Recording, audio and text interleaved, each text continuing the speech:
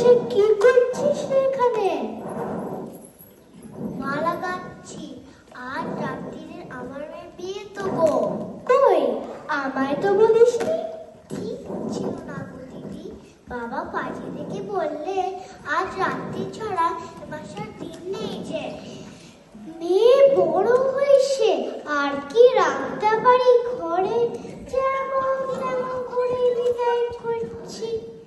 দিদি, দুটো টাকা দাও না, জল খাবার আনাই। হ্যাঁ হ্যাঁ, শুধু টাকার বেলায় দিদি। আচ্ছা যা, আমার বালিশের নিচে টাকা আছে, নিয়ে যা। হ্যাঁ রে বিন্দু, এই গাঁদা ফুল দিয়ে কি বিয়ে হয়? হয় হয়, অন্য ফুল না পেলে গাঁদা ফুলে হয়।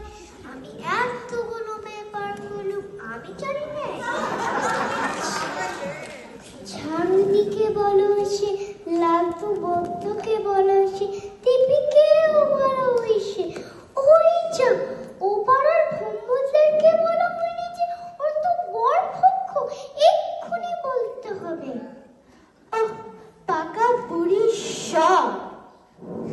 হ্যাঁ রে বিন্দু, এই এই বিন্দু, ওরা বরপক্ষ যখন এই পুঁতিকে পাঠাসনি, তুই নিজে যা। গোপলদা, আজ আমাদের মেয়ের বিয়ে, বরযাত্রীদের নিয়ে আসার দায়িত্ব কিন্তু তোমার। বরকর্তাই বলো, বরযাত্রী বলো, অন্তত এক ছড়া মালা না গলায় দিয়ে আমরা তো যেতে পারবো না বিয়েতে। বটে তো, আমাদের আর সব দাবি দেওয়ার কথা মনে করিয়ে দিও। আচ্ছা বাবা, আচ্ছা দেব, সব দেব। বরপক্ষের মন রাখতে রাখতেই আমি এই পুঁতি, বরপক্ষ এক্ষুনি করক ছড়া মালা চেয়েছে, শিগগির করে দিয়াই না, আমি ততক্ষণ এইদিকে বন্দোবস্ত করি। হ্যাঁ হ্যাঁ, লগ্ন শুরু হয়ে গেল, আর সময়ও তো নেই। দেরি করলে আমাদের মেয়ে লগ্ন বসতে হবে যে। ঠিকই তো, এই ওই বড় ছড়াগুলোই নিয়ে যা। এখন কি আর বরপক্ষকে চটালে চলে? সে আর বলতে, কিন্তু আমার এখন এত কাজ, কখন যে কোনটা করি করবার ফুরসত নেই। আরে, এই একা হাতে সামনে কি করে তুই? তারা আরো লোকজন নিয়ে আসি। এই আয় আয়, এই রাত্রি শুধু খেলে বেড়াতে হবে? এত বড় শুভ কাজ, একটু হাত লাগাতে হবে না? এই বিন্দু, এই পুঁতি, তোদের লগ্ন কখন রে? লগ্ন শুরু হয়ে গেছে চারুদি, তোমরা বসে একটু চিরিয়ে নাও, আমি ততক্ষণ বর করে নিয়ে আসছি।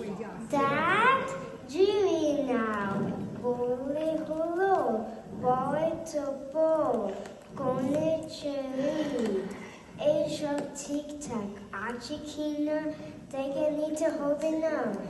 চল চল, আমরা যাই।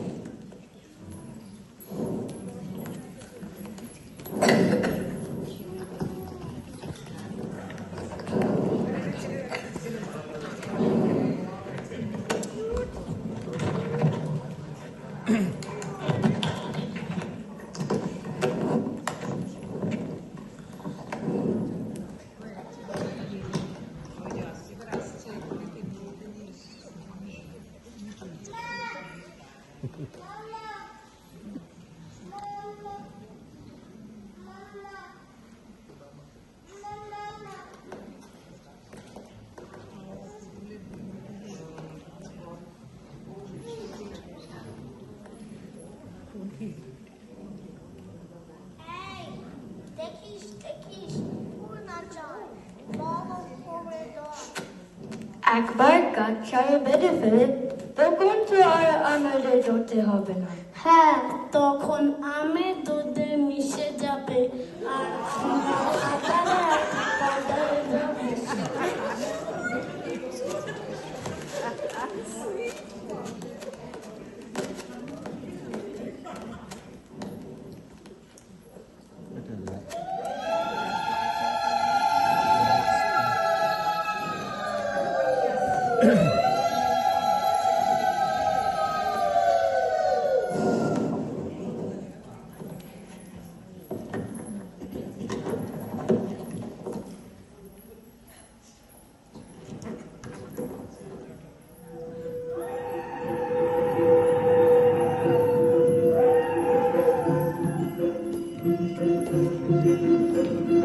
নাজিরামা ভালো করে গো